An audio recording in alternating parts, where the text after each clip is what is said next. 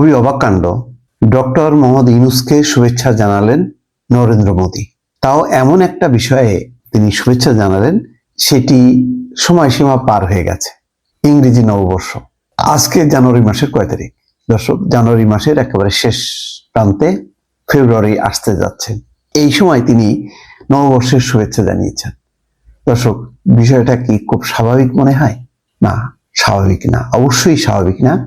নববর্ষের শুভেচ্ছা নববর্ষের দিন বা একদিন পরে বা সাধারণত একদিন আগে সবাই জানায়। এটাই হয়, আমরা সাধারণত জানাই, রাষ্ট্রপ্রধানরাও তাই করে। যে কোনো বিজয় দিবস হোক, ওই দেশের স্বাধীনতা দিবস হোক, সেই সব দিবসে যেই দিন সেই দিন বা আগের দিন, কিন্তু প্রায় 1 মাস পরে এসে শুভেচ্ছা জানানো, এটা কি স্বাভাবিক ঘটনা? এর পেছনে কি অন্য কোনো ভূ রাজনীতি নেই? অবশ্যই আছে দর্শক। তার মানে পরিস্থিতি পাল্টাচ্ছে অবশ্যই। অন্তত এই একটা ঘটনা দিয়ে অনেক কিছু মানে বোঝা দরকার।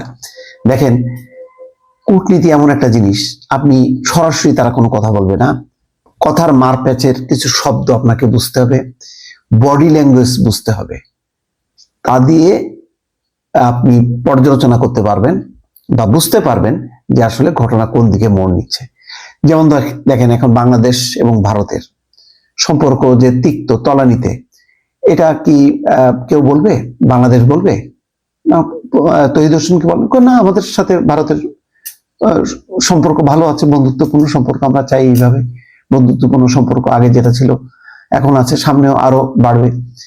ভারতকে জিজ্ঞাসা করেন, কিভাবে কূটনৈতিক মার পেছে ওই কথাগুলিই বলবে যে আমরা চাই বাংলাদেশের সুখী সমৃদ্ধিশীল প্রগতিশীল একটি বাংলাদেশ, অন্তর্ভুক্তিমূলক বাংলাদেশ, নানান রকম শব্দ এর ভিতরে ঢুকায় আপনাকে এমন একটা ব্যাখ্যা দেবেন, আপনি আর কিছু বলতে পারবেন না। কিন্তু এটার এইদিকেও ব্যাখ্যা আছে, ওইদিকেও ব্যাখ্যা আছে।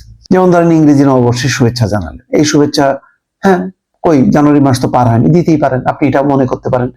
আবার মনে করতে পারলেন কি ব্যাপার, মাস শেষ হয়ে যাচ্ছে, এই দেয়াটা এটা কি? এটা আপনি পজিটিভ নেগেটিভ নানান ভাবে ব্যাখ্যা করতে পারেন। কিন্তু আমার যেটা ধারণা, যে ভারত এখন বুঝতে পারছে যে না, প্রতিবেশীদের সাথে সুসম্পর্ক বাইরে অন্য সম্পর্ক গেলে বিপদ আছে। বিপদটা কি? বাংলাদেশকে যত দূরে ঠেলতে থাকবে, বাংলাদেশ তত বেশি অন্য বন্ধু খুঁজতে থাকবে।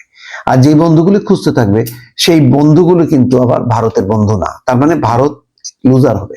তারপরে বিষয়টা হলো যে সম্পর্কটা কার সাথে হবে? সম্পর্কটা কি দলের সাথে, দেশ জনগণের সঙ্গে? কোনটা? দেশ এবং জনগণের সঙ্গে। চীন দেখেন কি পরিমাণ তারা বড় বড় প্রজেক্ট করছে শেখ হাসিনার সঙ্গে। এখন রাতারাতি কিন্তু তারা ভোল পাল্টায়, এখন জামাতের মিটিংও পর্যন্ত যায়। বিএনপি তো আছেই। রাশিয়া কিন্তু আবার একটু ধাক্কা খেয়ে একটু পিছিয়ে পড়ছে। তো চীন কত শার্পলি দ্রুত বেগে আগায় গেছে। তারা একেবারে বিভিন্ন দলের সঙ্গে এমন ভাবে করছে যেন আওয়ামী লীগকে চেনেই না।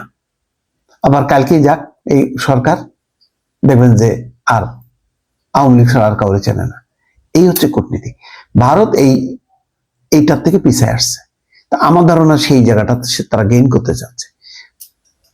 যেমন ট্রাম্প আসার সাথে সাথে মনে হলো যেন বাংলাদেশের উপর নিষেধাজ্ঞা আসবে, কি না জানি একটা হবে না, কিছুই না। কই ঠিকই রোহিঙ্গা যে জরুরি খাদ্য সরবরাহ, সেটা অব্যাহত রাখছে তারা। আর অন্যান্য সামগ্রিকভাবে ইউএসএইডের যে বিভিন্ন ওদের স্বাস্থ্য সচেতনতা, জনসংখ্যা, নানান বিষয় নিয়ে তারা যে পরিবেশ বিষয়ে যে ডোনেশন গুলো দেয়, সেটা স্থগিত রাখছে সব দেশের জন্য, বাংলাদেশও তার মধ্যে।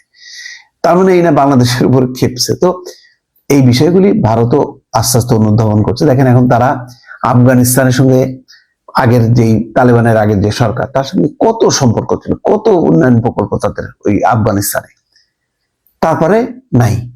এখন কিন্তু তারা এই আফগানিস্তানে দিয়ে তালেবান সরকারের সঙ্গে সম্পর্ক স্থাপনের জন্য চেষ্টা করছে। এটি হচ্ছে কূটনীতি।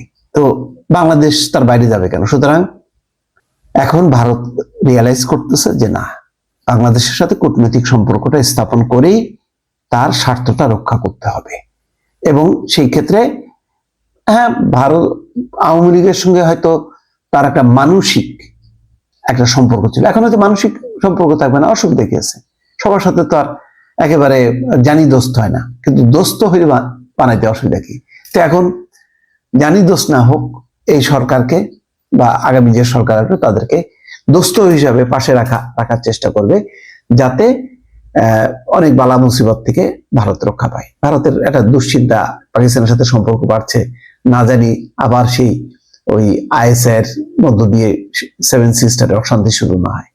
চীন ঢুকে পড়তে পারে, নানা বাঁধের প্রকল্প নিয়ে যদি ঢুকে পড়ে, তাহলে উত্তরাঞ্চলে বিভিন্ন এলাকায় চীনের লোকজন যদি ছড়ায় পড়ে, তাহলে এটা ভারতের জন্য উদ্বেগ হবে। সুতরাং ভারত, আমার ধারণা যে বুঝতে পেরে এখন তারা আস্তে আস্তে ইউটার্ন নেওয়া শুরু করেছে। দর্শক, দেখা যাক আগামী দিনে আরো পরিষ্কার হবে। ভালো থাকবেন, আল্লাহ হাফেজ।